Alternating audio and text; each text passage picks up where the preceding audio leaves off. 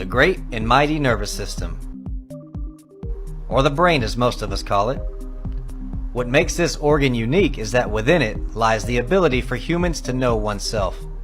This feature distinguishes and sets the human species apart from the rest of creation. This ability is known as consciousness or intelligence. To begin, let's look at the primary function of the nervous system. The basic purpose is to coordinate all of the activities of the body. It enables the body to respond and adapt to changes that occur both inside and outside the body. Now, the nervous system is actually split into two parts: the central nervous system and the peripheral nervous system. We'll explore the peripheral later, but first let's look at the central nervous system. The central nervous system is made up of two major structures: the brain and the spinal cord. As most people know, the brain is found within the cranium or skull, and there are 6 main sections among other structures within it. These 6 sections are the cerebrum, cerebellum, diencephalon, the midbrain, pons, and the medulla oblongata. The first section is the cerebrum. This is the largest section. It's divided into 2 major hemispheres, which are the right and left hemisphere. And the cerebrum is further divided into 4 lobes. These 4 lobes are the frontal, the parietal, the temporal, and the occipital. The frontal lobe is primarily responsible for reasoning and thought. The parietal is primarily responsible for integrating sensory information. The temporal is primarily responsible for processing auditory information from the ears. And the occipital is primarily responsible for processing visual information from the eyes. The second section of the brain is the cerebellum. This is the section located in the back of the head, below the cerebrum, and above the first cervical of the neck. It is responsible for muscle coordination, balance, posture, and muscle tone. The diencephalon section is found between the cerebrum and the midbrain. It contains 2 structures: the thalamus and the hypothalamus. The thalamus behaves much like a relay station and directs sensory impulses to the cerebrum. And the hypothalamus controls and regulates autonomic nervous system functions such as temperature, appetite, water balance, sleep, and blood vessel constriction and dilation. The hypothalamus also plays a role in the emotions such as anger, fear, pleasure, pain, and affection. The midbrain section is located below the cerebrum at the top of the brainstem. It is responsible for certain eye and auditory reflexes. The pons is located below the midbrain and in the brainstem. It is responsible for certain reflex actions such as chewing, tasting, and saliva production.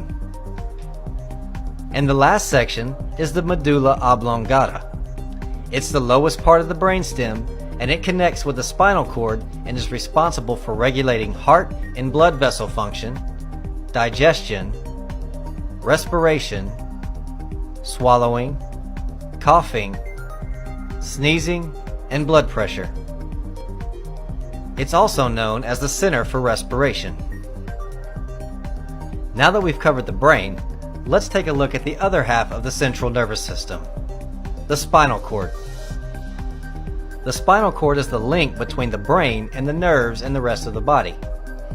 The spinal cord is divided into 4 different regions: the cervical, thoracic, lumbar, and the afferent and efferent spinal nerves, which merge to form the peripheral nerves.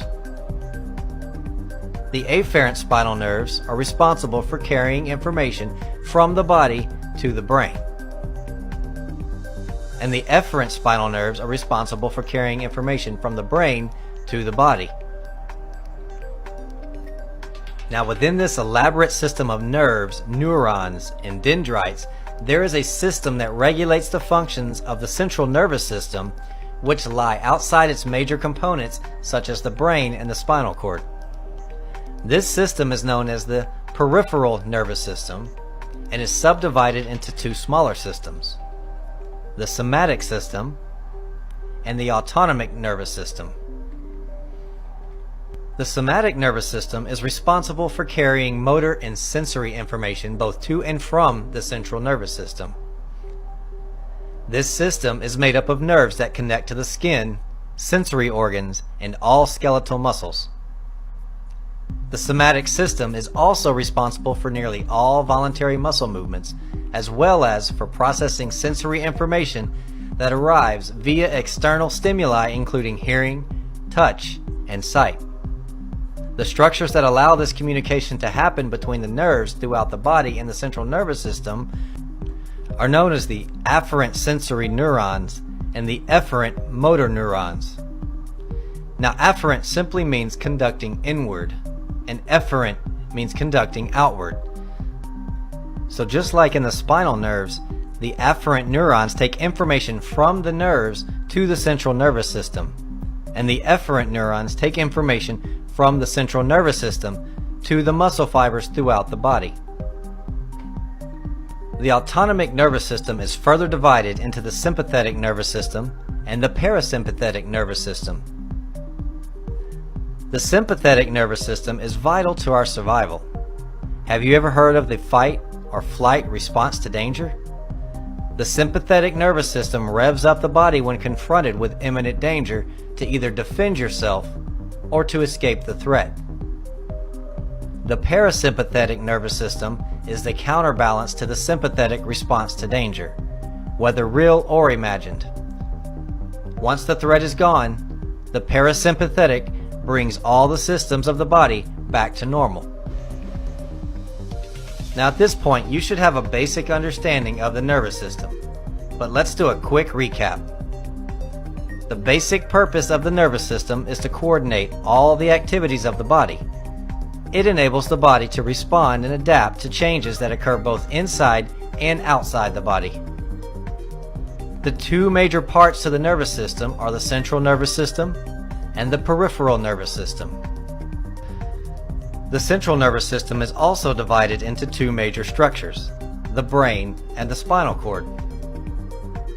The brain is found within the skull or cranium, and it is made up of 6 main sections. These 6 sections are the cerebrum, cerebellum, diencephalon, the midbrain, pons, and the medulla oblongata.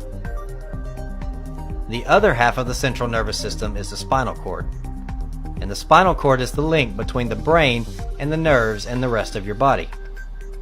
The spinal cord is divided into 4 different regions: the cervical, thoracic, lumbar, and afferent and efferent spinal nerves, which merge to form the peripheral nerves. Now that we know the brain and spinal cord primarily make up the central nervous system, let's look at the peripheral nervous system. The peripheral nervous system is essentially the nervous system outside of the brain and spinal cord. The peripheral nervous system is then subdivided into 2 smaller systems called the somatic nervous system and the autonomic nervous system.